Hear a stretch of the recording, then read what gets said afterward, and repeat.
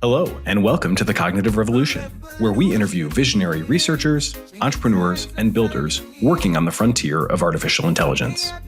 Each week, we'll explore their revolutionary ideas, and together we'll build a picture of how AI technology will transform work, life, and society in the coming years. I'm Nathan Labenz, joined by my co-host, Eric Torenberg. This episode is brought to you by WorkOS.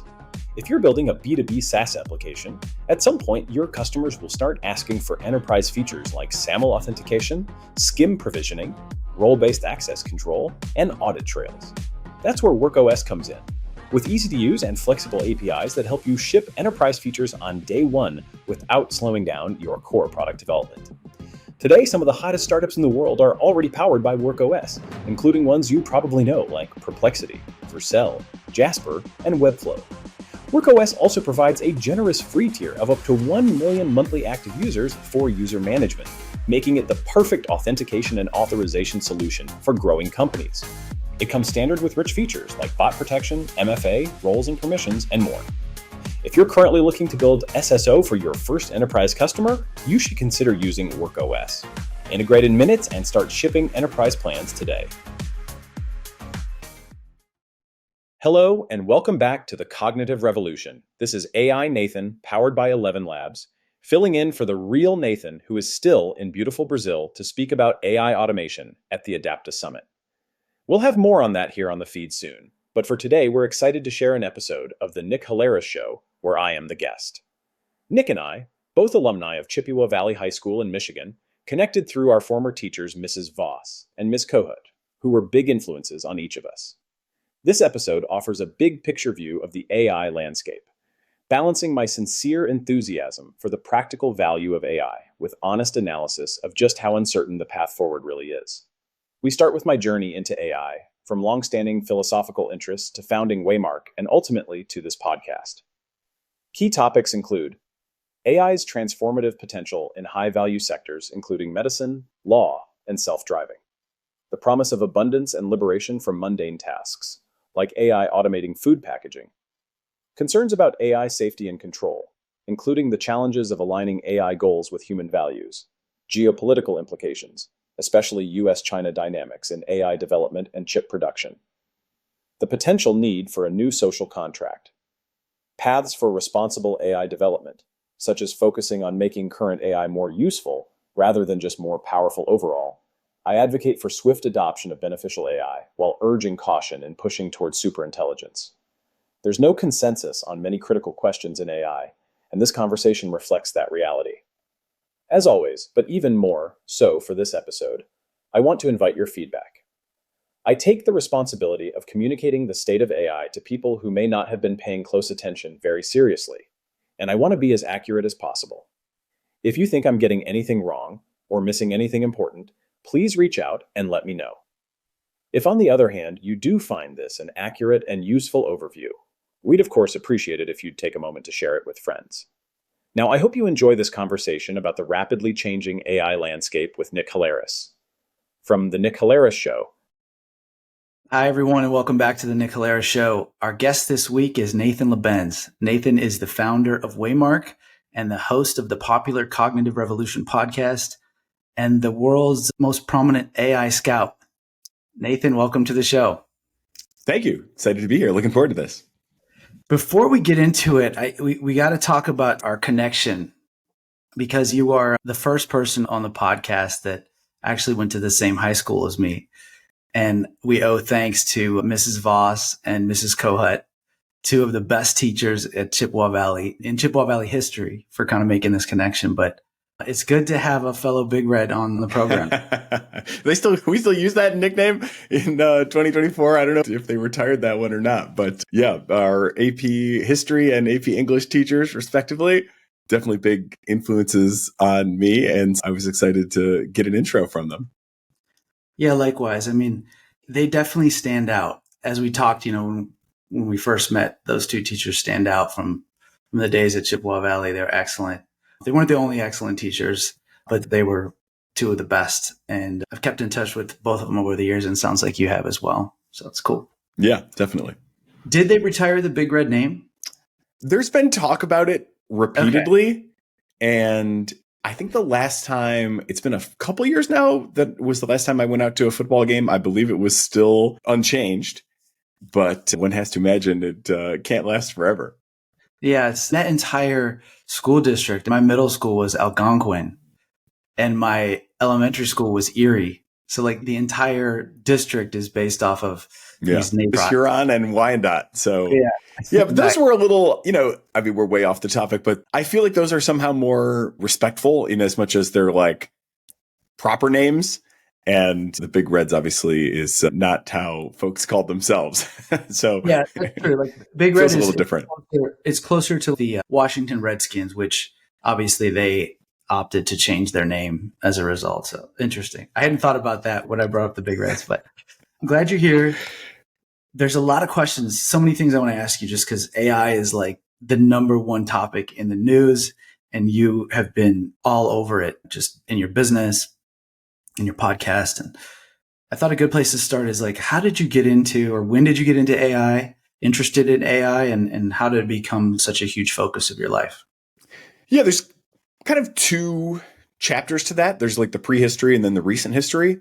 The prehistory is that, and this is pretty common actually among people that are interested in AI, and particularly those that are interested with a sort of eye toward how big of a deal is this going to be, and might it be the kind of thing that really could get out of control and be like a threat to civilization or humanity as a whole, is that I came across the writing of one Eliezer Yudkowsky online 2006, 2007 range was when I first encountered it. He is pretty famous at this point for being one of the earliest prophets of AI doom, if you will. He was writing about this before almost anyone else was thinking about it and saying, hey, we're on track here with the growth in computing power and the growth in these data sets. Like at some point in the future, we're going to figure out powerful AI. But the problem is we don't know how to control it. And we're going to have a really hard time communicating our values to it. And the history of nature and even just the history of humanity is like a lot of extinction events. Could this be the next one for us? And he's unpacked that, of course, in literally like millions of words of writing. So I read about that way back then. I thought, boy, this is really interesting. And I filed it for myself, basically in the similar place as like asteroids hitting the Earth from outer space. It was the sort of thing where I thought, this seems like it would be a really big deal if it were to happen. Obviously, an asteroid took out the dinosaurs. I wouldn't want the same to happen to us.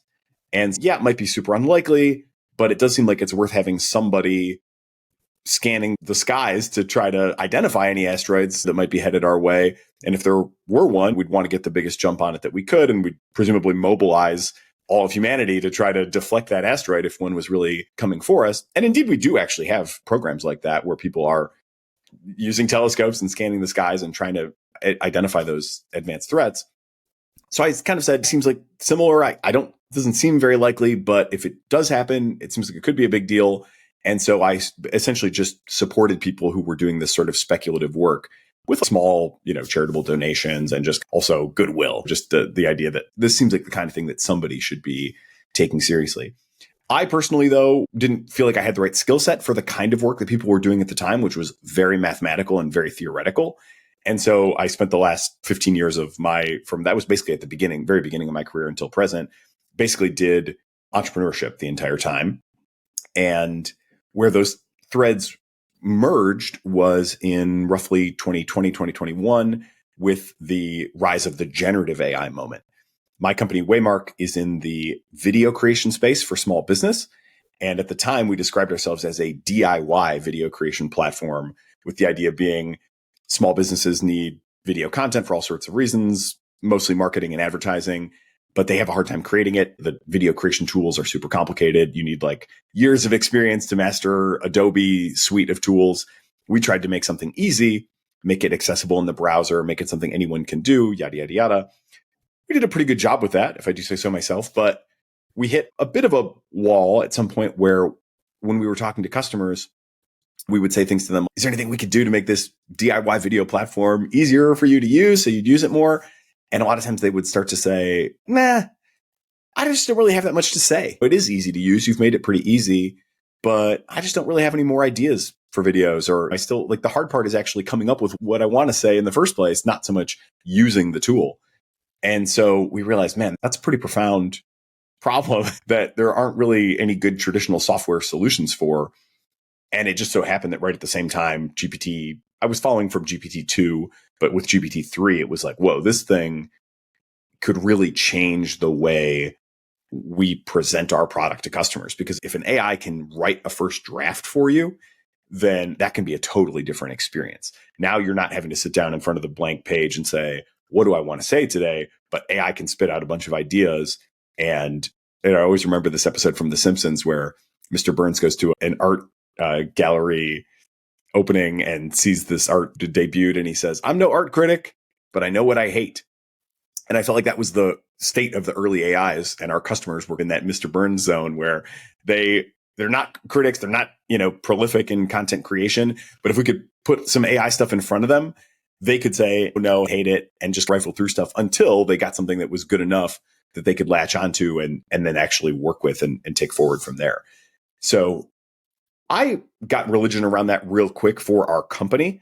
I just knew that to get over this barrier, we needed something qualitatively different. And obviously, generative AI is qualitatively different. And so I poured myself into it and yanked the company in that direction, said, we're going to do basically nothing else until we figure out how to take advantage of this technology. And then I got really obsessed with understanding it, understanding how to make the best use of it.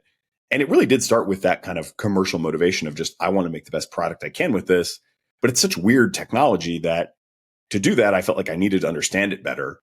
And then as I got deeper into it, one of the big realizations was that it wasn't just the writing that was happening, but it was also computer vision was happening. And that was really relevant to us also because our users, our small business users, they typically have a bunch of photos of their business. And yet those sitting in a big folder is only so useful, right? You have the same kind of problem. I don't really want to look through there and pick the right photos. But if AI can understand the photos and make good selections for them, now we're in a totally different regime in terms of how easy the product is to use. So that was really interesting. That was advancing really quickly at the same time. And then also text to speech. We had a voiceover service that we offered in the past, staffed by professional voiceover talent, really good quality, but took days to turn around, cost $100. If something wasn't right, there'd be another cycle, have to send feedback and the person would do it again. And that would, also cost more money. So it was like good, but had some friction. Text to speech was also getting really good at the same time. And really a fundamental kind of realization, which is not unique to me, but was a big one for me to wrap my head around, was the same core AI techniques were driving all of those improvements in parallel at the same time. Basically, the transformer, which people have probably heard of at this point, was being adapted to all these different use cases and was creating radically new and improved results across writing and computer vision and text to speech and a bunch of other stuff, by the way, as well. But those are the most relevant ones for me. And I was like, man, if this single AI architecture with basically the same core technique and strategy can do all these things, then it's only a matter of time before it's going to be doing even more things and before they're all going to be merged into a single thing. And if you have a single thing that can write and understand the world and speak and handle audio, and now as we've gone forward a few years in time, can generate music, can generate incredible visual art, can understand video as well, can have real-time conversation with you. Now we're getting to something that is starting to look really powerful. And of course, that then called back to mind the Eliezer writing from years ago, like, how powerful is this going to get? How quickly is it going to get that powerful? And do we have effective means to control it and make it work for us? Or might we be inventing a rival to ourselves that potentially could get more powerful than us and potentially could get out of control? So that kind of brings us basically to the recent present. I was fortunate that I had a great teammate, longtime teammate who had been our COO and was the perfect person to take over as CEO. And so I was like, you know what? I actually want to make that switch. I want to get out of managing the company day to day and just go full time studying, trying to make sense of what's going on in AI. And if you're up for it, you can run the company. And that's actually been a great trade. He's done a phenomenal job. The company has grown. The generative AI moment has treated our company really well. And I'm still contributing there, but also just trying to make sense of the big picture. And obviously, there's a lot going on. Absolutely. Yeah. I want to get more into the big picture, but I want to close the loop on Waymark. So what kind of improvement did you guys experience as a result of all this technology that you just mentioned? I don't know what the right metric is, but did the business grow significantly once you started implementing these tools? What happened? Yeah, business growth wise, it's been really good for us. We basically doubled the business in 2023 while breaking even. We have raised venture capital in the past, but not recently. And so to double a business without burning money is definitely a very good trajectory and definitely much better than the trajectory we were on before. So the results in terms of just pure financial bottom line stuff have been really good. And then qualitatively on the product, it's basically night and day. In the past, we had a big template library. You would browse through the template library, preview them, find something you think, oh, that kind of looks good. I might want to do that. And then you would be faced with the writing challenge. What do I want to say? And then how do I map that onto this particular template? And then I got to choose all my imagery to match up with that. And then once I'm done with all that, now I can request a voiceover job, and then I'll get that back in maybe 2 days. And then I can listen to that. And then if that's all good, then I can download it and I can actually go use it. That writing and image selection part, like as much as we made it really easy, people would still often find it would take an hour. And an hour is really good to create a high quality video as of a couple of years ago, because what would the alternative be? Hire an agency, or the other options were more time consuming, but an hour is still a lot. Today, if you go to waymark.com/AI, you can provide your business URL, which is like your homepage. We will go grab the information off of your homepage and kind of spider around your website to figure out what your business is all about, pull in all the imagery that you have there. And then we just give you a single text box. People have seen this kind of thing in other AI products. We basically say, what do you want? Or do you have a new location opening? Do you have a sale coming up? Do you want to describe a product? Do you just want to introduce yourself? Whatever. You can type that in 10, 15, 20 words, hit go, and it takes 30 seconds to get a fully formed 30-second commercial back. That's a full script. All the imagery is selected for you. The voiceover is generated and added in, and it's all integrated. And then you can just sit back and watch it. So you're literally watching a fully formed production for your business in 30 seconds. You still have that Mr. Burns opportunity where you can be like, I don't like that, just redo it, or I'll give you another set of instructions and you can try again. Or if you do like it, you also still do have all the detailed editing controls. And almost everybody makes at least some low-level edit after they get the AI first draft. But it is a totally different and much more surprising and delightful experience. In the past, there was never that moment of reveal where you would get something that might not be awesome. It might be awesome. But you could watch it and find out. You were the one creating. Now you get this moment where it's like, what's in the box? And you can open as many boxes as you want. And when you find something that you're intrigued by or excited by, then you carry on from there. So basically on every metric, from the speed to create, the feedback scores that we get, the number of videos that people do create, the sort of number of friends that they share it with that come and use it, and ultimately the revenue has all just been tremendously improved by a thoughtful application of this technology. That's awesome. I'm happy to hear that the company is thriving, and I'm going to have to check it out. I'm going to throw a couple of my own websites through it and see what happens.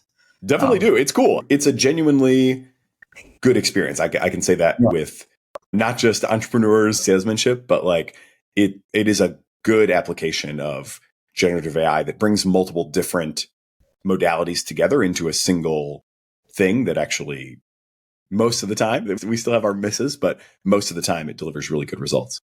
Hey, we'll continue our interview in a moment after a word from our sponsors.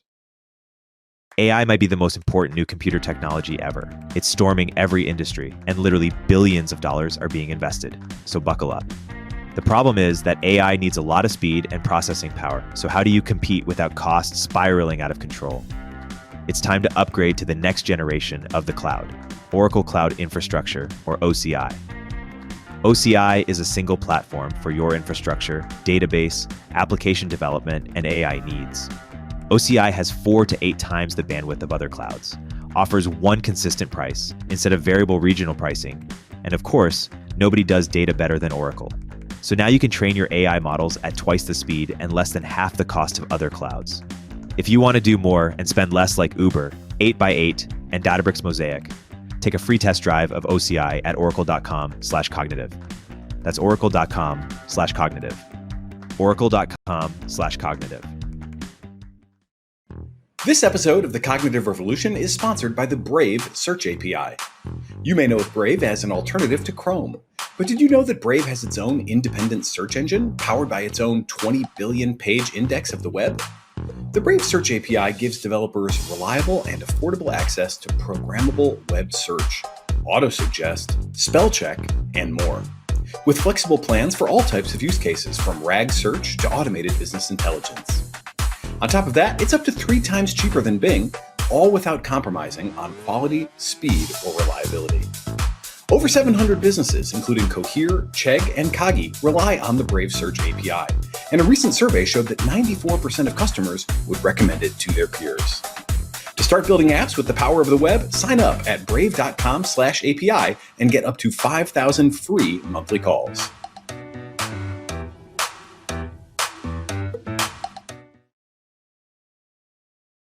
Let's switch gears now and talk about the elephant in the room question. I feel like you can't really bring up the subject of AI without kind of talking about what got you interested back in '06, which is like, what are the implications?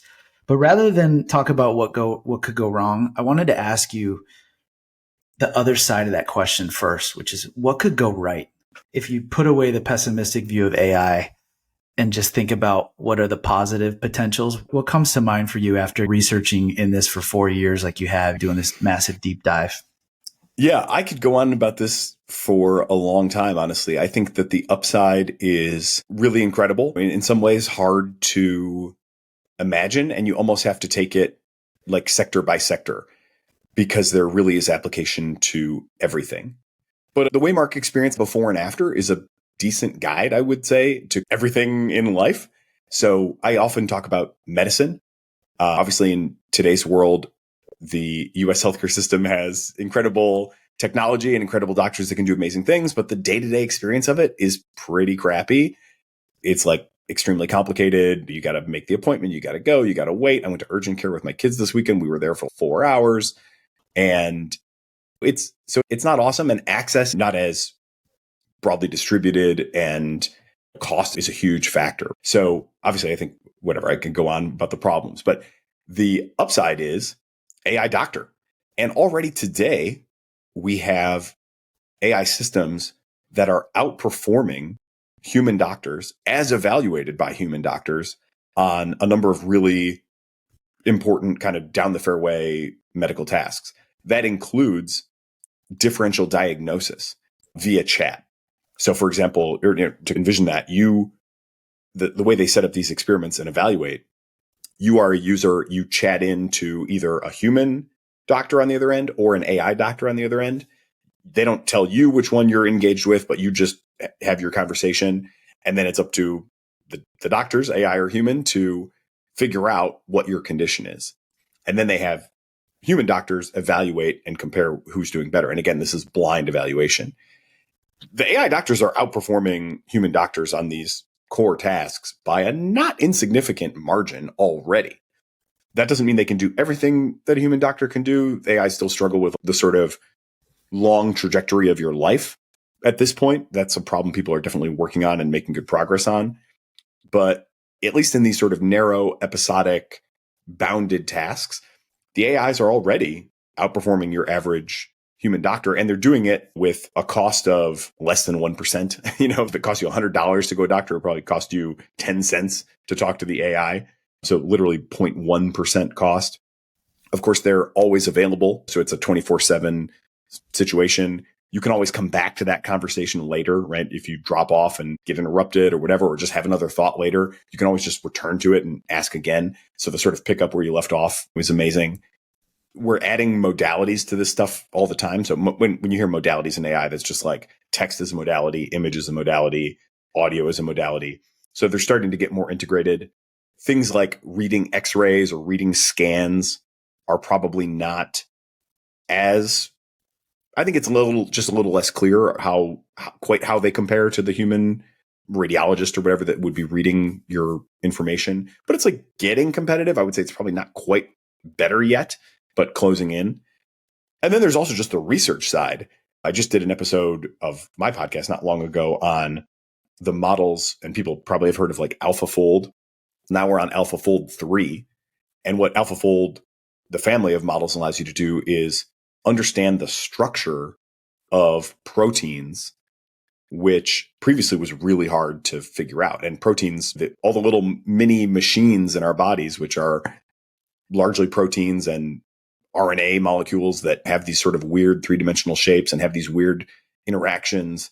And all these interactions add up to life. But when something goes wrong, then people get sick. And there's been this incredible challenge for a long time to try to understand what is going wrong. A lot of times what's going wrong is like something is not shaped the right way. And so it doesn't fit with the other pieces that it's supposed to fit with. And so then there's some cascade of disruption that causes illness. But we couldn't even tell without huge amounts of work what is the shape of a protein until this AlphaFold series of models and other people. AlphaFold is the most famous one that comes out of Google, DeepMind, but there's lots of other work in this area too. Now you can take a sequence, which we've been able to read the DNA really well for a long time. Now you can take a sequence of DNA and say, what shape of protein is this going to be? And you get like pretty accurate predictions out. And this is going to start to illuminate all sorts of how these things interact, what is causing what. All the complexity of these interactions is like still definitely something that is going to take time to tackle, but it's a totally new class of tools that is going to dramatically accelerate discovery in biomedicine. So that's just in medicine. And then you could go like in law, right? Like people don't have great access to legal counsel. You're guaranteed right to representation, but is that representation going to be good? I would say already at this point that if you're guaranteed an attorney, you probably should also be guaranteed access to GPT-4 because, and this is also my recommendation at present is like use both. I always say if I was genuinely in a health emergency, I would not put all my eggs in the AI basket, but I also wouldn't be without my AI doctor. And I would definitely be fact checking my human doctor against my AI and vice versa. And, trying to get the best of both worlds. Same thing for legal representation. I would be double checking anytime I have to sign a contract these days. I take it to a couple different AIs and say, I'm about to sign this contract. What are the most concerning things that you see in this contract that I should be thinking about? If I send it to 3 different AIs, and typically that would be like OpenAI's ChatGPT, Claude by Anthropic, and Gemini from Google. Those are like your top 3. If I give the same contract to all 3 and ask that same question, and I don't get anything back that's really concerning, I'm like, okay, I'm good to sign. Tons of application in basically access to all the professional services. Driving is coming. The latest Tesla full self-driving is getting really good. The prospect for robotics, I've got an episode coming with a company that is doing robotic food preparation. And apparently 70% of the cost, which I was very surprised to learn, but 70% of the labor cost, not including the food cost, but 70% of the labor cost when you're manufacturing food is plating the food. Preparing the ingredients and cooking is only 30%. 70% is like putting it into the packaging. And so this is what this company is focused on, taking the food and putting it into packaging. And it's a hard problem because all the, he said like broccoli, right? All the pieces are different sizes. You got to get the right amount of weight. You don't want to be underweight, but you don't want to be too much overweight because that's waste. And they've created a robot that can do this work. So now they've got, I think, 20 million meals that they've had their robot actually plate and put into packaging. So I think the big picture is just like abundance, freedom from drudgery, very broad access to expertise. In economic terms, I often say like huge consumer surplus. Stuff that we pay a certain amount for today is going to be available at under 1% the cost on demand via your phone or your device. Energy wise, this will also be in terms of like climate change. There's a lot of focus that goes into, these AIs are like very energy hungry. Personally, I think that's quite overblown because the offsetting factor is usually not considered. If I save one trip to the doctor, the amount of gas that I would have burned to make that trip covers a whole lot of chat with the AI. So I also do think we're probably going to see significant improvement to climate type concerns. Google just put out a thing the other day where they create, it's like a shipping API. And you're like, man, what shipping is, it's a big business, right? Everything moves on ships. But you would think, man, is that a Google project? It is. They said they can double with using their AI. You can double the profitability of your shipping business. You can deliver more packages or more tonnage, more containers with 15% fewer ships.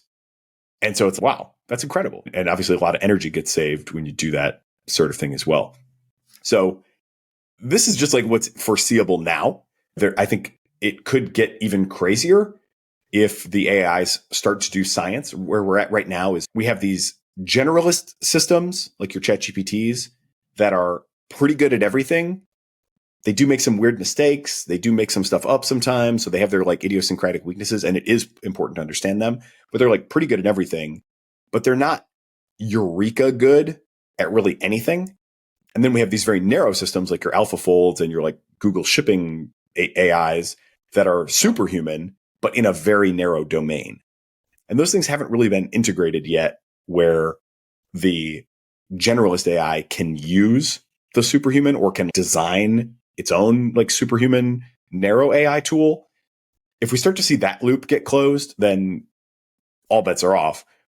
But that also, to some extent at least, foreshadows or calls to mind like the other side of the coin. Like all bets are off, possibly in a good way, but also if you have AIs that are like advancing science and answering previously unanswered questions and running highly autonomously and maybe doing things that we're struggling to keep up with or struggling to understand, then that may be amazing forever, but it also definitely creates some risk of, broadly speaking, things getting out of control.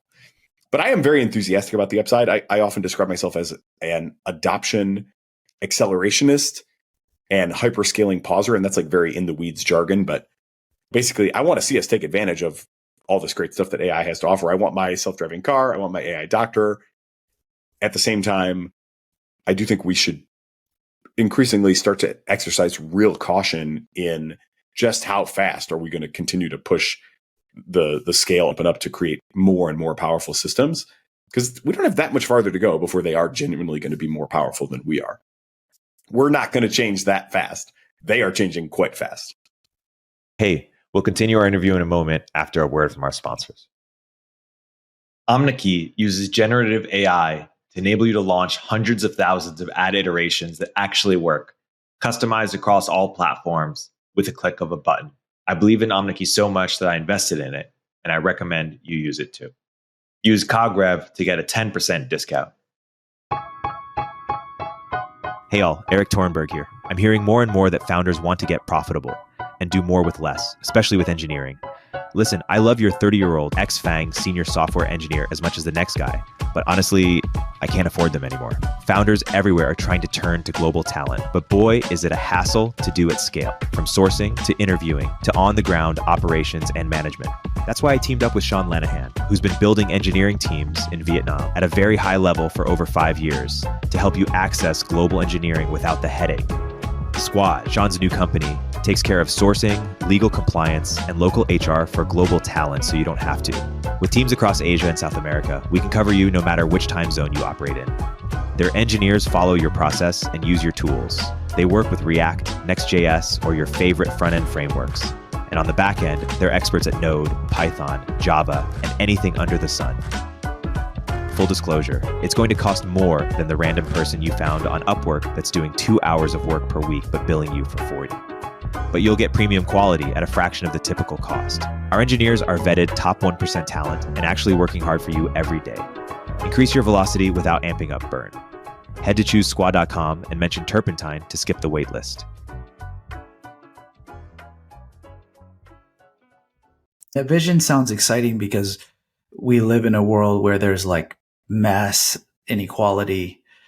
And here in America, like we're very rich compared to the rest of the world. And I think Americans forget about that when they compare themselves. But the world that you're describing sounds like we'd have this massive deflation, like all the inflationary pressure that is causing problems in our political system could be taken care of by this massive deflationary trend in every product that you could imagine. It sounds like even food. I was thinking there would be a limit to it, but then it's what you mentioned about the labor costs. Like labor is a huge part. And I guess the only question I have about the positive side is what happens to all these people who are doing those jobs? I do think we need a new social contract for the AI era.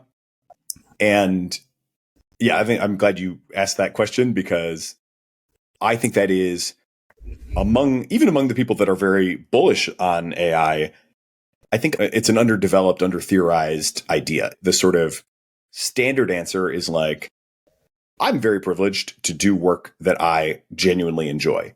And if I didn't need to earn any money, and even if nobody was willing to pay me anything, I would probably still spend a good amount of my time studying AI because I'm just genuinely fascinated by it.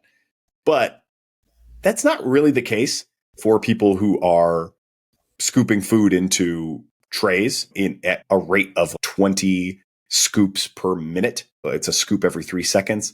Often, I've just learned this from this last episode. I'm not like an expert in this, but often that work is done in cold rooms. So it's 30 some degrees. It's not super pleasant. So I would venture that the vast majority of people doing that kind of work in today's world, if you said, hey, you can have your needs met and you don't have to do that anymore, would you take that trade? I think most people would do it. I'm not one who's too worried about, oh, their meaning is wrapped up in this. That might be true for me to a degree. If I was deprived of being able to study AI, I would feel some loss. I don't think people would be like, oh man, I just long for the days when I was in that 35-degree room scooping food into trays at a every 3-second pace. I think people will honestly find better things to do with their time, but we do need a new contract. And right now, we don't have a great idea about that. Most of the answer that you get when you talk to the technologists is we're probably going to need universal basic income. And okay, I think it's probably time to get to work on that. Sam Altman from OpenAI, to his credit, has been funding, and not a lot has been written about this, but he has been personally funding universal basic income experiments for years now.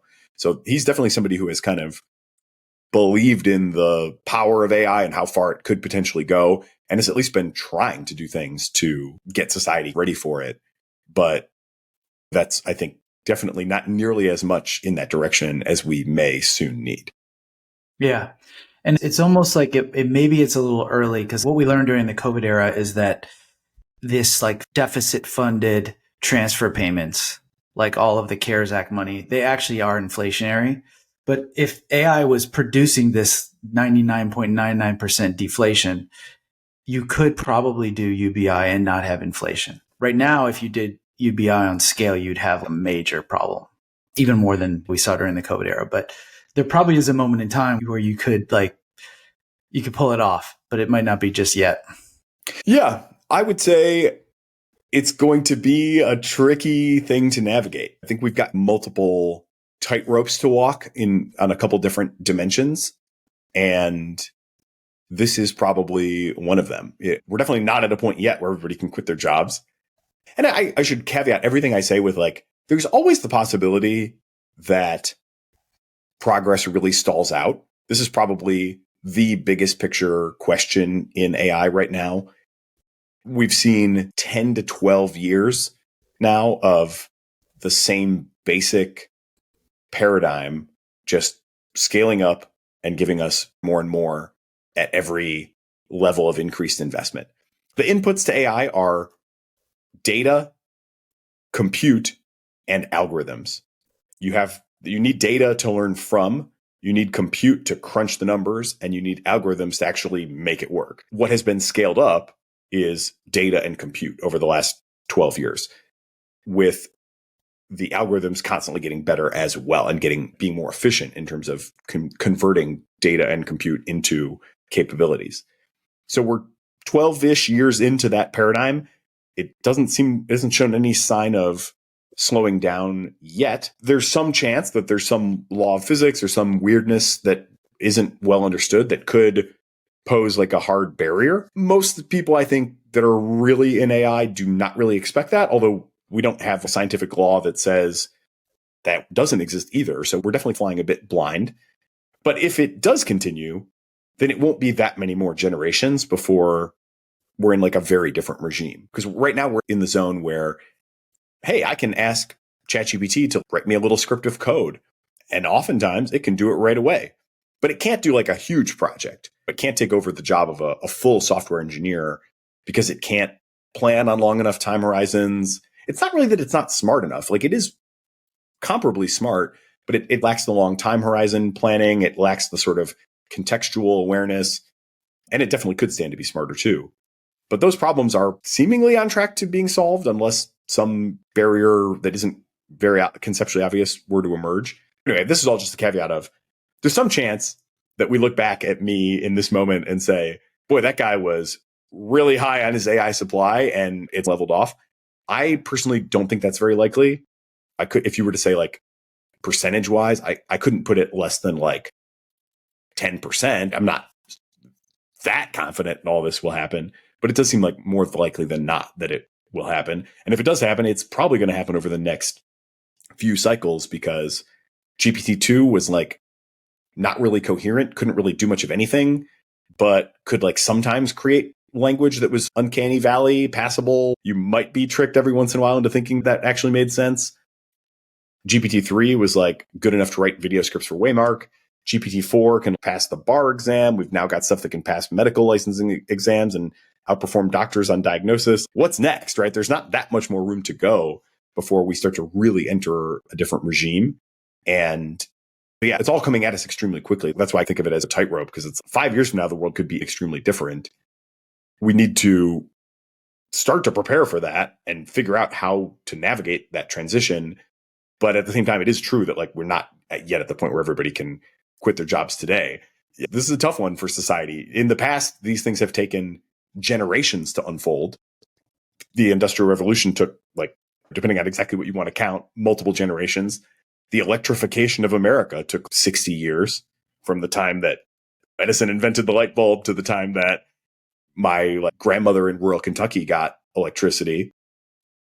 And so people went through whole careers and they could see that change was coming, and it was like, okay, fine. But for me, for my career, I can finish out being a blacksmith and then I'll retire and my kid will do something different. Maybe my kid can't fall in my shoes, and that in and of itself can be disruptive.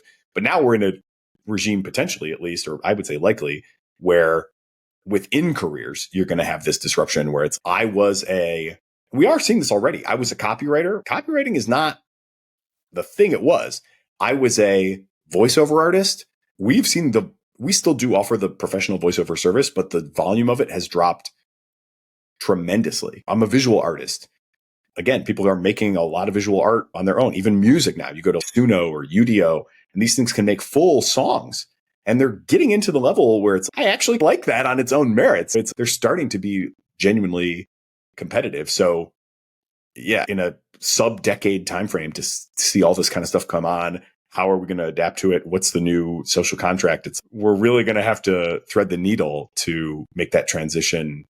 I don't think we can. To think that we could make it smooth is probably honestly not in the cards. It's going to be choppy, but to hopefully at least manage it well enough to come out the other end without like total upheaval, even that I think is going to be quite hard.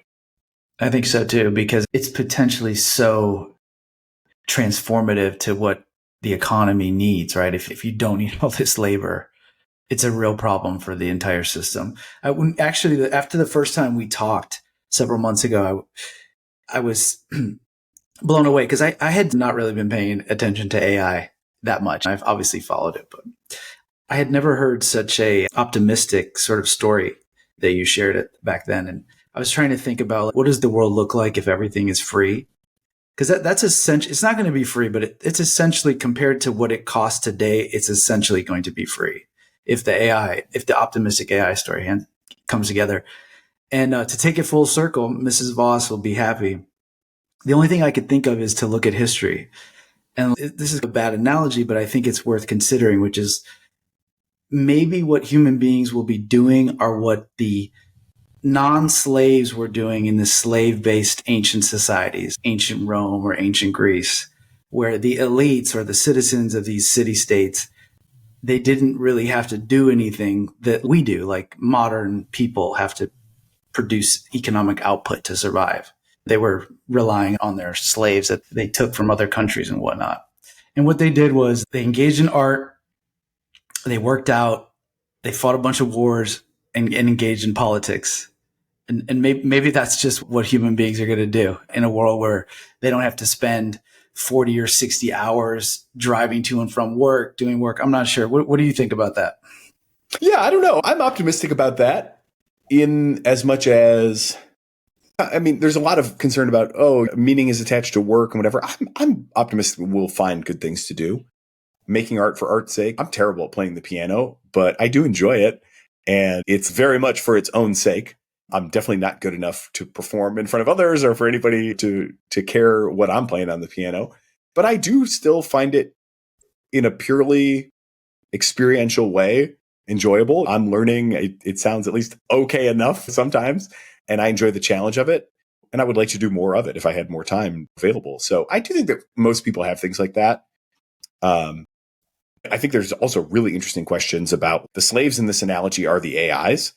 And are they going to start to matter in a moral sense? That's another question that is dramatically under theorized. We don't really have a great track record for how we treat the sort of producers of the subservient producers of society, whether they're human slaves or animals or potentially in the future AIs. I think right now people are very sort of dismissive of the idea that the AIs could be conscious or could matter in some moral sense. And I tend to share that view. Like I don't lie awake nights worrying about the experience of AIs because my best guess is they probably don't have any. But at the same time, we don't know where our own consciousness comes from. I remember as a kid being told that animals were not conscious or didn't feel pain. People have often said babies don't feel pain. I don't think any of that's true. I would at least want us to be mindful of the AI part of that equation could be at some point in the future. And yeah, there's also like the wars part of it isn't like super encouraging either. Hopefully we will not be fighting wars with each other for lack of anything better to do. But I am optimistic about that. I think in a world where we have abundance and where medical breakthroughs are happening and we're like potentially living longer and healthier, I would hope that we would be able to avoid war for entertainment's sake. Like I think we're better than that. I'm not like a extreme optimist on human nature, but I think if all those good things come to pass, my best guess is we'll find at least decent ways to use the time. We might end up spending a lot of time in VR.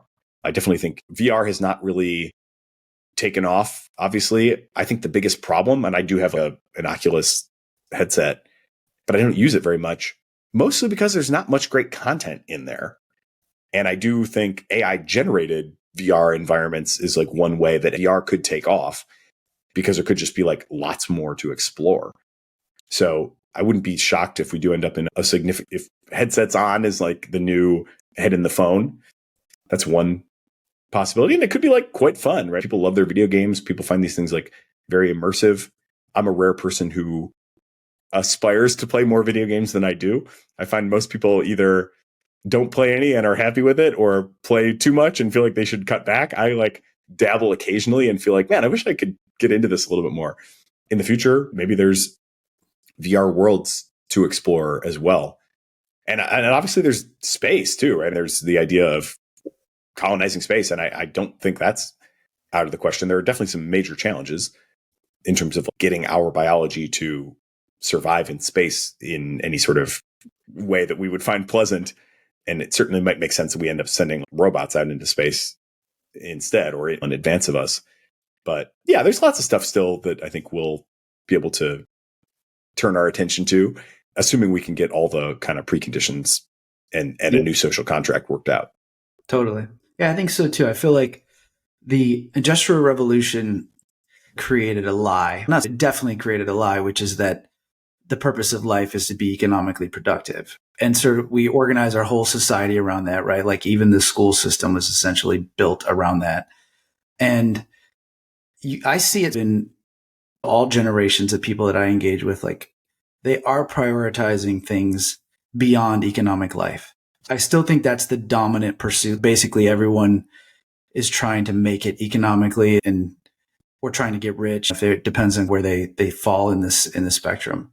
But that's not necessarily true. That's the point of life. And these AI technologies may bring humanity back to a different way of living where you still have to produce because you have to survive and your society has to produce, but it isn't the thing that you get told that you're supposed to do, which is what kind of happened for many generations now in our world, which could be really interesting. It could actually be much better because industrial life is very difficult. Like it produces a stratified society like we've been talking about. And like you mentioned several times, yeah, if you're lucky like us and you get to do what you want to do, it's amazing.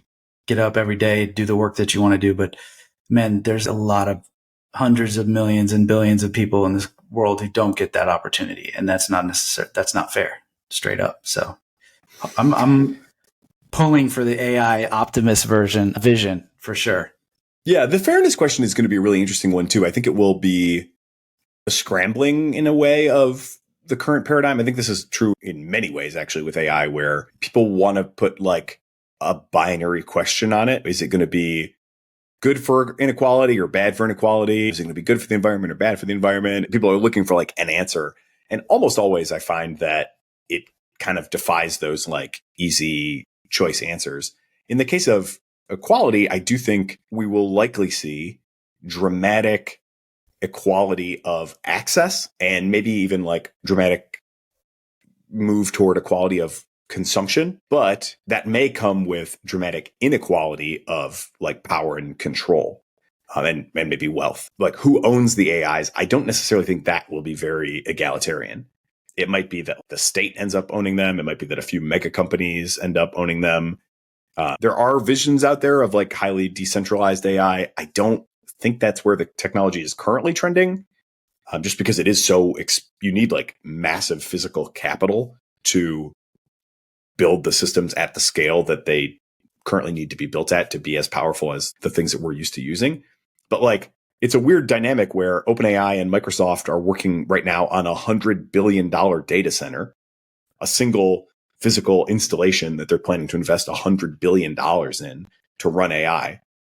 And then at the same time, the best model in the world, which is GPT-4o, the latest one from OpenAI, it's not the best by a ton anymore because the other two companies, Google and Anthropic, are nipping at their heels. But it is consensus the best model in the world.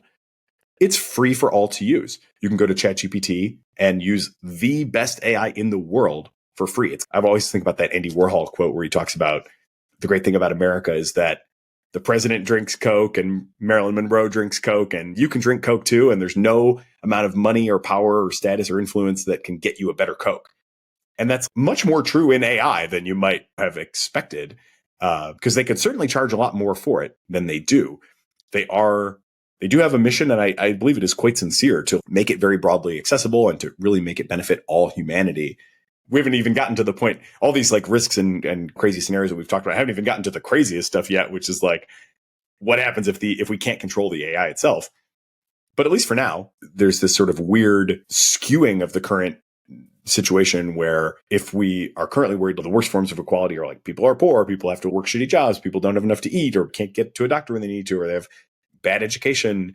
Those things are really look like they could be solved. And the fact that GPT-4o is free for anyone to use is like a leading indicator of that. But then if that $100 billion data center is a sign of a trend too, then you might have a situation where those like super powerful systems, even if they are broadly accessible and their benefits are broadly felt, they may be owned and controlled by a very small few entities. And who knows exactly what those entities will ultimately be. Yeah, definitely. Let's talk about that. We spent a lot of time talking about the optimistic case, but going back to the '06 moment that you had, from a theoretical standpoint, what exactly are people afraid of? I understand like Terminator. Look, that was my favorite movie as a kid. So I understand the idea that maybe there's a moment where AI systems turn against us, but how does that actually happen? Or what is the real fear here? I'll give you a meta comment first and then get a little more specific. I think these discussions are often, if you hear debates, and I'm not a big fan of debate, often these things are presented as a debate between the people that are worried about it and the people who think we don't have anything to be worried about. And the way that I see discussions often break down is somebody will ask exactly that question, and it's not a bad question, but then somebody will be like, on the worried side, they'll say, here's one example of something that could happen. And then the person will be like, that seems pretty far-fetched. And then the first person will be like, that was just one thing that I came up with to try to give you something concrete. It's not that I think exactly that's going to happen. That's just one thing.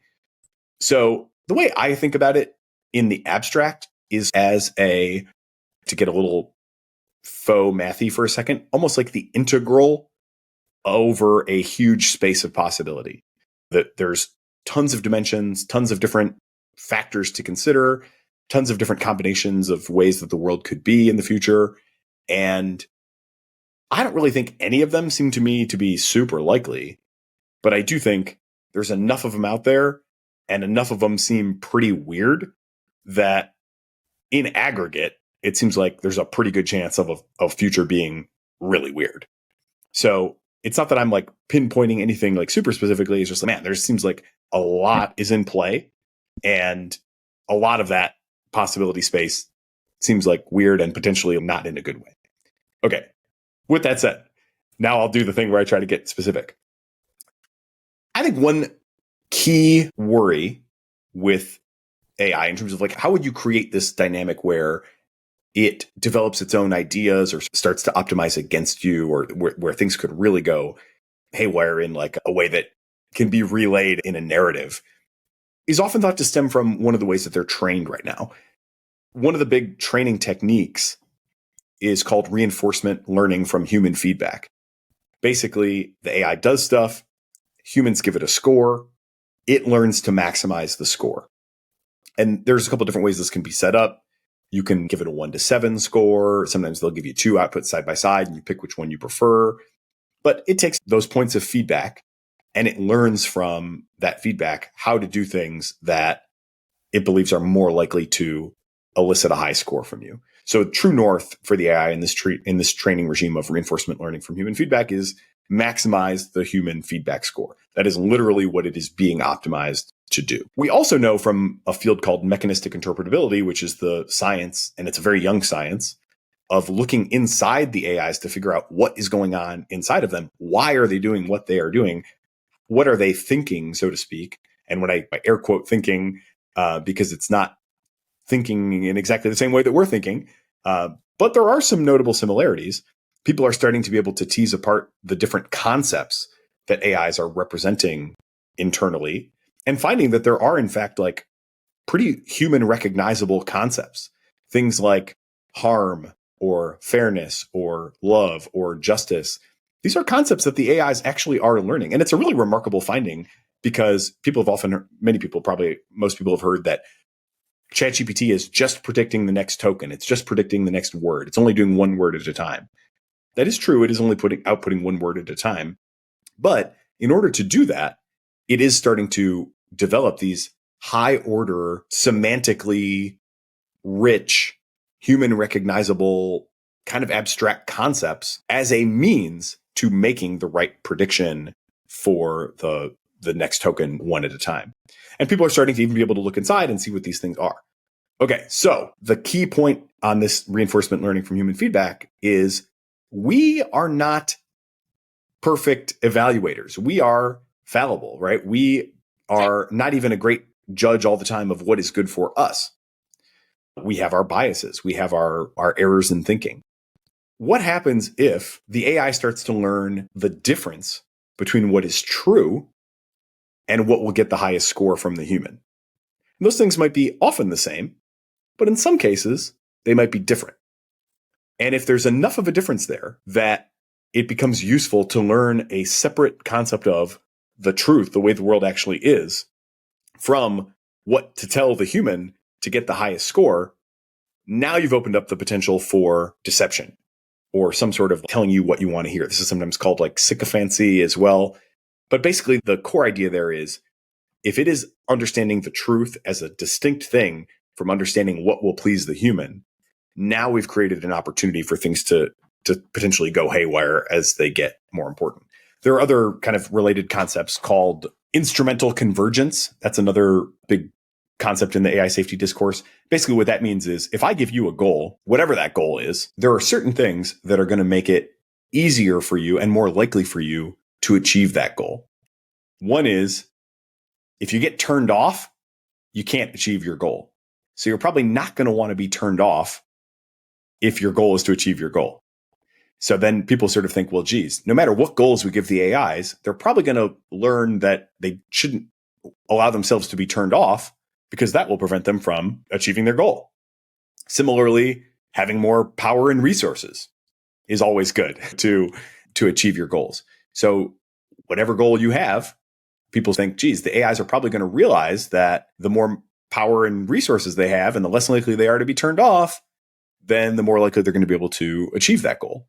And that's true for almost any goal, right? So that's why it's called instrumental convergence. These things are means to an end for any ends that you might have. And now so that's why people are very worried about like power seeking AIs and AIs that are resistant to being turned off. And it's then you think, geez, what do we do about that? There's a lot of research going on into that to try to figure out maybe we can monitor their internal states. I just said that we have these techniques for understanding that they're developing these higher order concepts.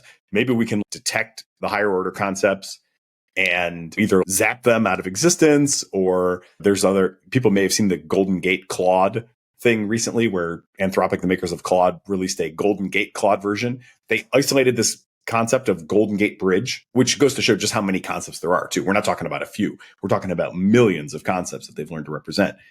And then what they did is just every time you used it, they just injected Golden Gate Bridge concept and just turned that dial up. Independent of all these other concepts, right? There's love, justice, mercy, friendship, whatever. And then there's Golden Gate Bridge. And they just turned the Golden Gate Bridge dial up. And now all the thing can talk about is the Golden Gate Bridge. So you can imagine saying, and that's a silly example, but you can imagine saying, how about a notion of harm or a notion of power seeking or a notion of resistance to being turned off? Maybe we could identify those and maybe we could turn those down or monitor for when they're present or active and have some trigger that kind of prevents the system from continuing in that way. There's a lot of like ideas at this point as to what we might do about this. And honestly, I think the science of interpretability is going really well. It's going better than expected. So the optimistic take would be, we're on our way to figuring it out. The pessimistic take would be, we're only getting on our way to figuring it out, and the systems are getting a lot more powerful, and we may not have enough time to do all that science and have really robust control systems in place by the time we get really powerful stuff. So those of us like me who are enthused about AI, but also worried about it getting out of control, advocate for like caution on making more and more powerful systems, heavy investment in this interpretability science. And with that science done, I think it's very plausible that we can safely continue to advance the capabilities. But I'm like, man, we have theoretical reason to believe that they may start to understand the truth as a distinct thing from what to tell us. We know already that they have these like rich concepts.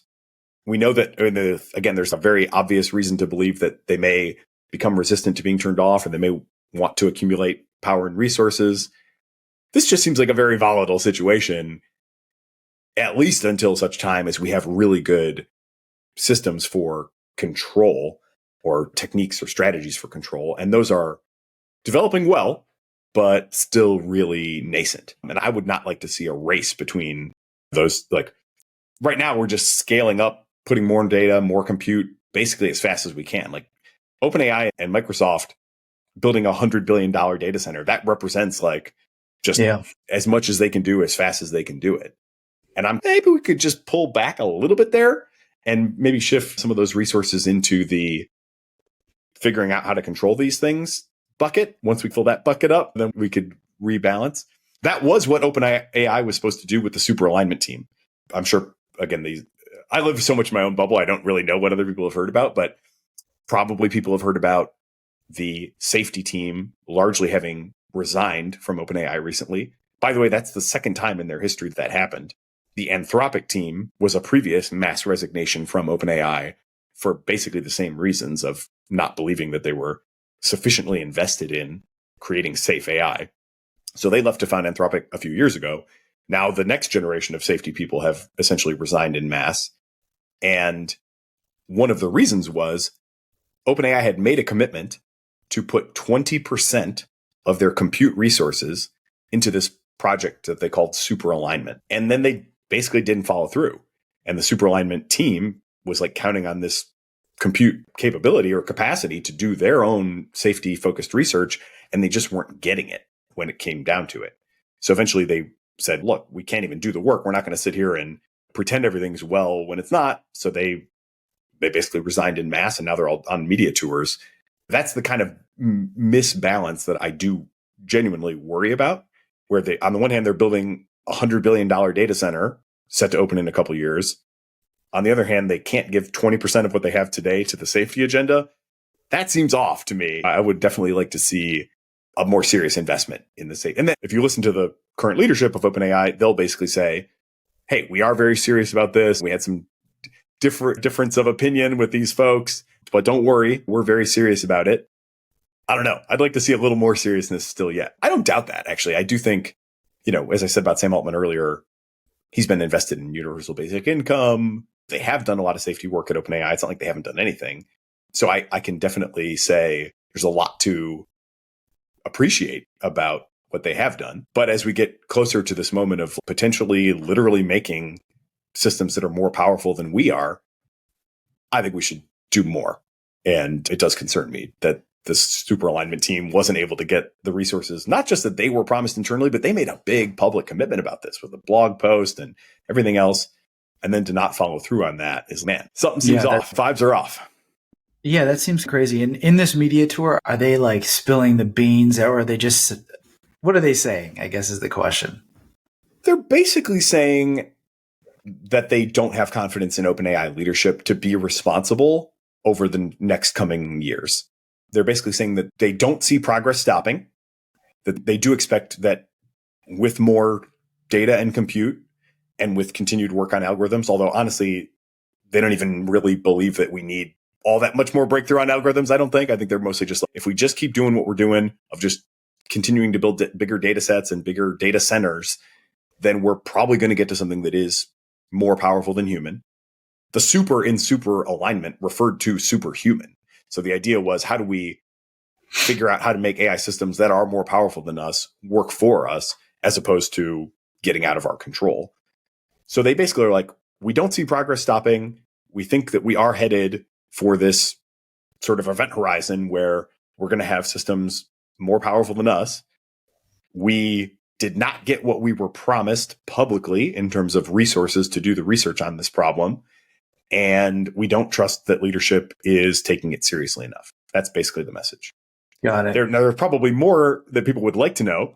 I'm sure you're familiar with the meme, or again, I don't know because I'm so in my bubble, but the meme in the AI space is, what did Ilya see?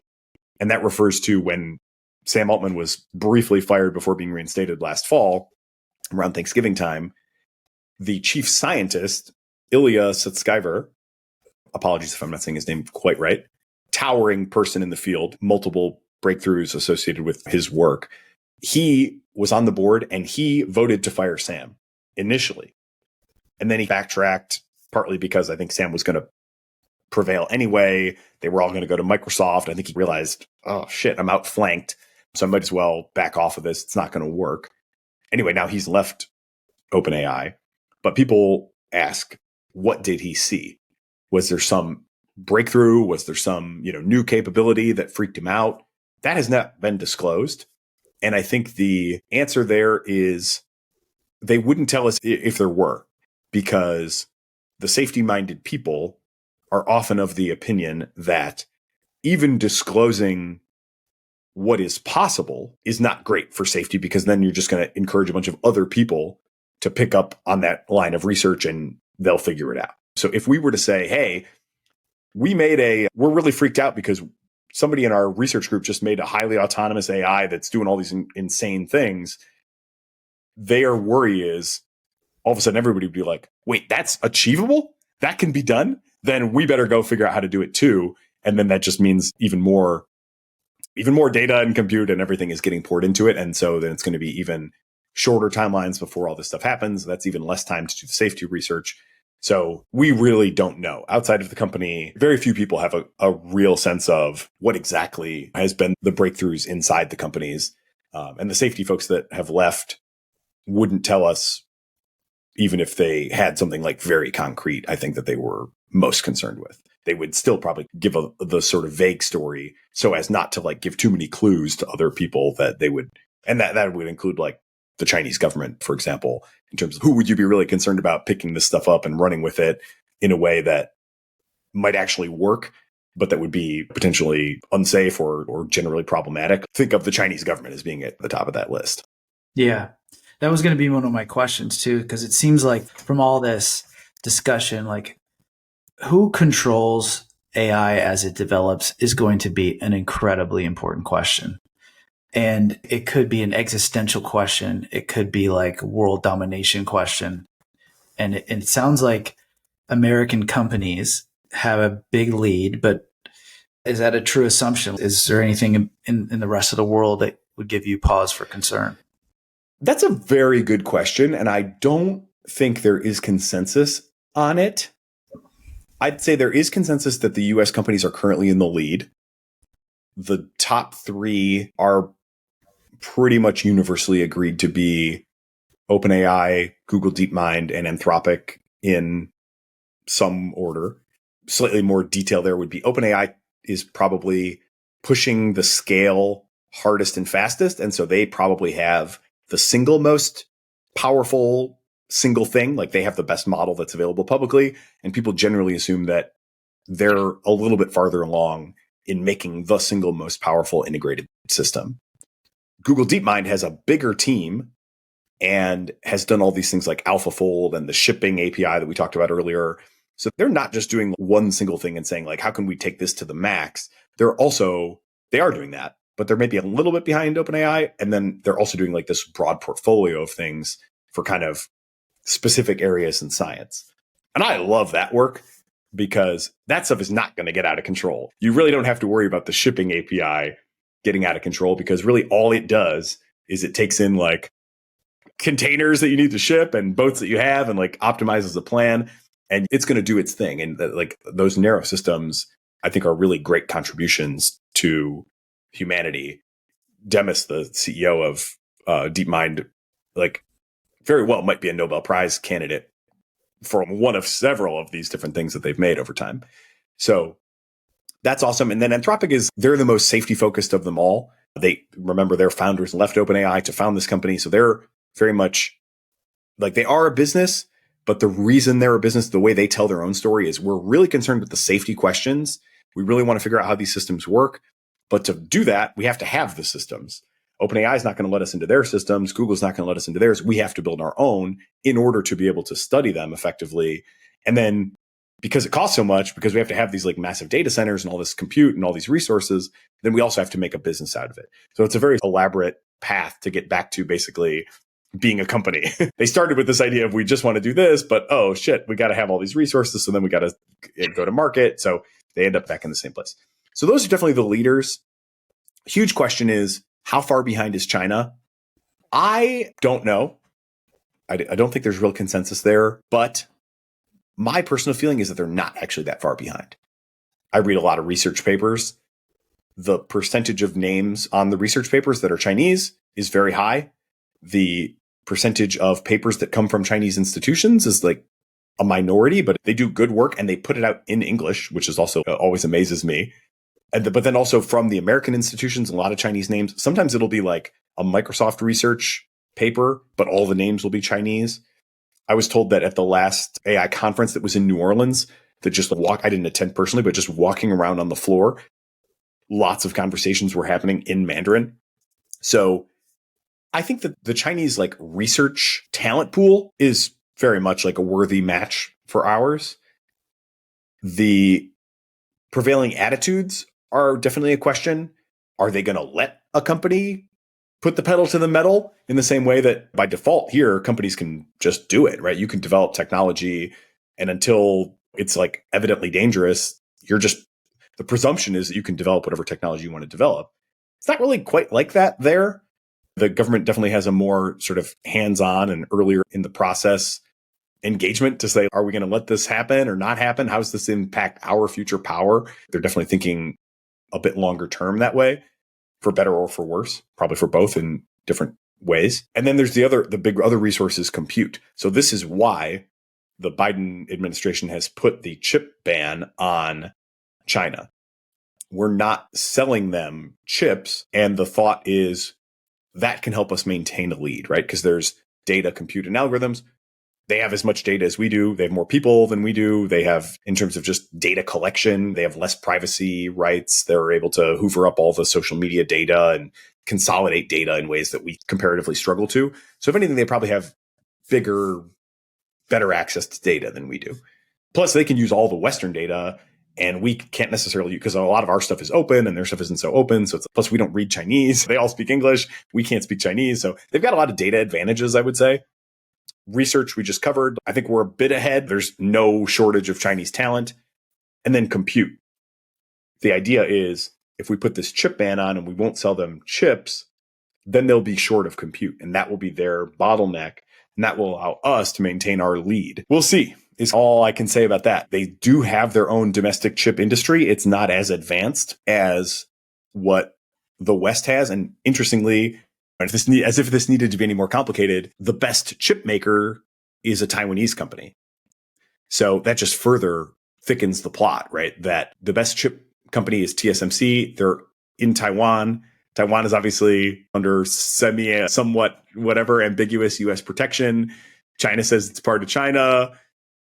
TSMC has said that if Taiwan is invaded, that they have the ability to basically remote disable all of their technology so that the Chinese government couldn't take it over, whether that's true or a bluff or how true or whatever. But this is like extremely high stakes poker that is being played.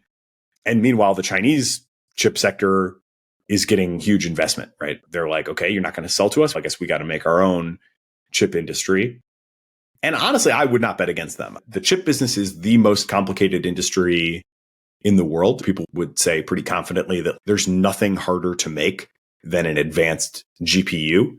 It's an extremely hard business to break into.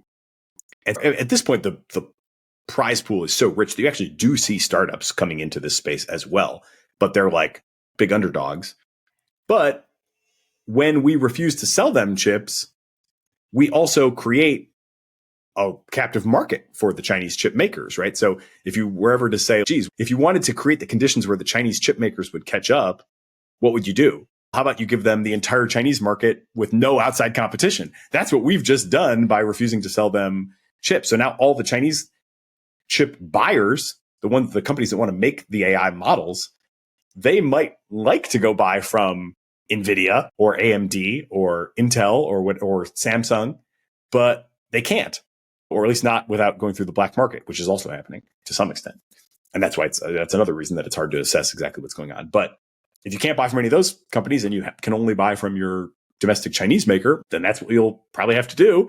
And that's going to then create a super big opportunity domestically, which the Chinese government is also doubling down on, pouring billions into, trying to figure out what barriers do we have. There was just a case where somebody from Google, a Chinese employee of Google, was found to have stolen a bunch of plans for the TPU, which is Google's proprietary, people know GPUs, comes from graphics processing unit. Google made their own version a bunch of years ago, and they're on like generation 5 or 6 now, the tensor processing unit, which is a similar thing for AI purposes. I'm not an expert in it, and the details don't matter at this level anyway. But basically, the TPU, it works, and Google uses it. And some dude was just indicted or whatever for having stolen a bunch of those plans on a thumb drive and shipped them back to China. They're mobilizing all these different resources, whether it's capital, anything they can do, including stealing IP to try to catch up now that they can't buy on the open market. I hate this, honestly. My whole view of the US-China conflict is I think it's really dumb. You can't tell me any good reason that these two countries should be rivals or should be enemies. And rivals, maybe I could accept, but that we should be enemies or adversaries. It's like we're on opposite sides of the world. There's a giant ocean between us. We both have very secure positions can't we just get along? Like, we're not neighbors even. We're not like competing over like immediate, we're not like grabbing at the same resources really. So I don't see why we should be in such constant opposition. And I think that's a just really sad failure of leadership. I definitely do say that the Chinese side has a lot to answer for there. I think we also could do better. And as we get into this AI moment, I'm like, man, the worst scenario would be for both sides to feel like we're in an existential competition for who can develop the most powerful AI as fast as possible, because that's the scenario in which it's going to be most likely to really get out of control. If we're both throwing caution to the wind, like end of World War II style, where, hey, we got to do anything we can. Any scientific harebrained project, no matter how destructive it is, we got to pursue it because they might pursue it. We got to get there first. Next thing, we're dropping an atomic bomb. Now the Soviets are, and how did they get the bomb? They stole the plans from us. And now they build their bombs. And now we've got thousands of nuclear bombs 80 years later that are still on like hair trigger alert. It's like, this is an insane reality that we've created for ourselves. And if we can't figure out a better way to get along with the Chinese, unfortunately, I feel like we're headed for a similar dynamic of an AI arms race, which would just be a really sad outcome and probably a very dangerous outcome. In my view, even more dangerous than nuclear weapons, because the nuclear weapons are obviously extremely destructive, but they don't fire themselves. They don't have a potential for surprising us in ways that the AIs very well could surprise us. So yeah. I wish we would just swallow our pride a little bit and would take some similar, good faith effort on the Chinese side. And that may be not forthcoming. But if I was the president of the United States, I would be like, you know what? We have our differences and you've done a lot of things wrong, including stealing a bunch of IP from us. But my new talking point is, in the AI era, the true others are the AIs, not the Chinese. So I would like us to at least make some high level common cause around, let's develop this technology, but let's not race into it. Can we find some way to work together, to trust one another enough that we can both develop it in a responsible way? Unfortunately, I don't know that's likely to happen, but that would be I'd rather go down, if we're going down in a weird way, I'd rather go down trying to work with the Chinese than racing the Chinese to see who can make the most powerful AI. Yeah. I like that. It's like there's this opportunity, and it's a short window, it sounds like, because the technology is moving fast. There's an opportunity to think about the social contract from a global standpoint. If AI is the true other in the equation, then there is this thing that could unite us, which is like, how do we harness this technology so that it benefits the whole world and we don't bog ourselves down in useless conflict and create a global governance structure? I'm no tech expert, but it sounds like with the atomic bomb, this stuff can just basically be stolen at any moment. And so the idea that it's going to be like held captive in that one data center in America it seems unlikely. Like, there's just too much, the world is too connected and digital files can be transferred. So this stuff's going to go everywhere. And so we probably should get serious about putting together like a global governance framework for AI. Sounds like that's the path we should go down. We probably won't. I'm pessimistic on that, just given the nature of the leadership landscape, not just here in America, but everywhere. We probably won't go down that road. And it sounds like the AI arms race is fully on. That's what it sounds like. But we could at least you and I could be voices for a different approach and maybe reach some people that way. Yeah, unfortunately, I think that's basically a good summary. I do feel like I'm fighting a losing battle when I advocate for this position. There's certainly plenty of people who are with us. And a lot of these people, by the way, have been working on, when you talk about like the AI safety, AI policy, AI governance communities, there are communities. People have been doing this work for years with really what now looks like incredible foresight. Before GPT-3 even, people talk about ChatGPT as like the public moment. GPT-3 was, for a lot of people, the moment. GPT-2 for some people was the moment. But some of these people were even doing this kind of work even before that on a really purely theoretical basis. And so I was not among them. I definitely want to give them the credit for having the foresight and being on top of this, but it is tough to overcome the momentum of like great power conflict. And I unfortunately do think it does seem like we're trending toward the race being on. So I'd love to find some way to undo that. And people are like, geez, what could that be? And warning shots is one concept that people talk about. That's the idea that maybe something will happen that will shock the system enough that people will think, shit, we're on the wrong path. And it's become very obvious. And unfortunately, that would probably have to be a really bad thing that would have to happen.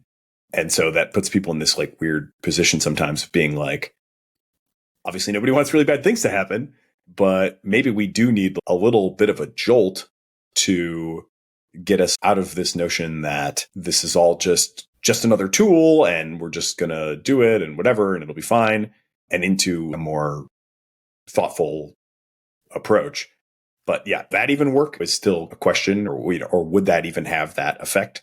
When I say work, I do not advocate for trying to make bad things happen with AI by any means. But if some catastrophic accident were to happen, would that have the hoped for effect of snapping people to a different sort of attention? Only time will tell. But even then, you'd certainly still have your many voices in the room, and many people would be saying this could have easily been prevented, and let's not throw the baby out with the bathwater. And we still can't trust China, by the way. Just because this happened doesn't mean we should. What are we going to just believe everything Xi says because something bad happened? So it's not going to be easy in probably any scenario, I'm afraid. I know. And there's this weird relationship that we have with technology. And even the ancient Greeks were thinking about it, right? They had the myth of Prometheus and fire, and Zeus got mad at him for giving him fire. I think to me, this is like a moral question. I had a guest on here who writes a popular newsletter. His name is Evan Armstrong. He writes a newsletter called Napkin Math. And he has this interesting perspective, basically saying human beings have a moral obligation to try to produce products and services that are cheaper and better. And that comes from a place of, hey, the world is really unequal and there's a bunch of people who are suffering. And ever since he said that, I've been thinking a lot about it, like whether that's true. And I actually don't know. I don't have an answer yet, but I think it's a profound question, and it applies big time to AI, because the question is you could make the argument that maybe we should just stop, right? That's what some of the safety people say, because of all the potential downsides. But the vision that you articulated, which is so exciting, makes you think like, why would we stop it if we could get rid of all this drudgery and suffering on Earth? It's a really profound question. Yeah. I think if there's one to try to synthesize all this into a recommended way forward, it's going to be tough. I'm not Pollyanna about any of this, but if we could put aside for a second the rivalry with the Chinese and imagine we have some meeting of the minds there, and we're just now returning to the question of what do we do with the technology itself? My recommendation would be focus on, with basically the current level of power we have, or maybe a little bit more. I think we're not maybe right now I'd say we're in the sweet spot where the systems have become very useful, but they're not so powerful that they're likely to get out of control. GPT-4 is really great, but it's genuinely not a risk to take over the world. And GPT-5 will probably be similar in that it'll be even more capable, even more useful, but even without any safeguards, like it's probably not going to be like an existential threat. GPT-6, 7, I don't know. But if we take a GPT-4 or GPT-5 and really try to make that work in particular scenarios and just go through all these things, medicine, law, whatever, shipping, there's all these like problems that I think if we took the incredible brain power that is at the leading developers and if we just reoriented it a bit and said, instead of just trying to make the next thing even more powerful than the current thing, can we make the current thing more useful? Can we make it more reliable? Can we make it more accessible? I think that would deliver us the bulk of the value that we're looking for. OpenAI had a really good talk about this online recently, actually. I just happened to see it on Twitter. In law, they are partnered with this company called Harvey, and they have an offering that they call custom models, where they basically take GPT-4, but they deeply customize it for a particular scenario. So for their partnership with Harvey, They're customizing it to the legal domain. And this is not something where they're like scaling up. It doesn't require bigger data centers, but it just, I don't want to minimize the work because it's like real work, right? In my view, this is like what we should be doing a lot more of. They're really dialing in. What does good performance look like in the law? And how do we get that? And how do we evaluate that? And if it's really hard to evaluate, because a lot of times it is, right? You're talking write a legal brief. Shit, who's going to evaluate that? You know, that becomes its own bottleneck is you got to hire high-end lawyers just to evaluate the AI outputs so that they're developing techniques and semi-automated techniques and proxies for what does a good result look like. And they've made incredible progress. Like the Harvey custom model is way better than GPT-4 in its area of legal research and writing. So I would love to see us do a lot more of that. When I say I'm an adoption accelerationist, hyperscaling pauser, it's like all that momentum, all that energy, all that money and resources that are going into just make it 10 times better, just make it 10 times bigger, and that'll be somewhat better. $100 billion data center. Instead of $100 billion data center, I would suggest $100 billion projects to knock out medicine and law and shipping and 97 other things to make life tremendously better. And at the same time, double down on that interpretability science so that we really know what's going on. And then maybe we can return to the scale up with a richer world, with a lot less urgent need, with hopefully a lot more equality of access, and hopefully a much better idea of how the systems actually, and that, like my proposal for friendship with the Chinese, may be overly idealistic, but I would still love to see us choose a path along those lines. Yeah. No, I like that vision a lot because it goes to addressing what we know is a problem around the world, which is like material suffering for people. And these tools are ready to tackle that. And so let's do that and get smart. I like the vision personally as a non-AI expert, but that's a perfect place to end this. You've been very generous with your time, man. Thank you so much. And I'm glad again for the introduction from our favorite teacher. And shout out to Mrs. Voss. Shout out to Ms. Kohut. Yeah, for sure. We might have to do this again to discuss. I have a whole bunch of other questions, but on the governance side, but let's wait for some time to go by. Let's let the next kind of evolution happen. And we'll talk about what should the U.S. government be doing to regulate all this. Yeah. Sounds good. Thank you so much. This has been a lot of fun. Thank you, Nick. It is both energizing and enlightening to hear why people listen and learn what they value about the show. So please don't hesitate to reach out via email at tcr@turpentine.co, or you can DM me on the social media platform of your choice.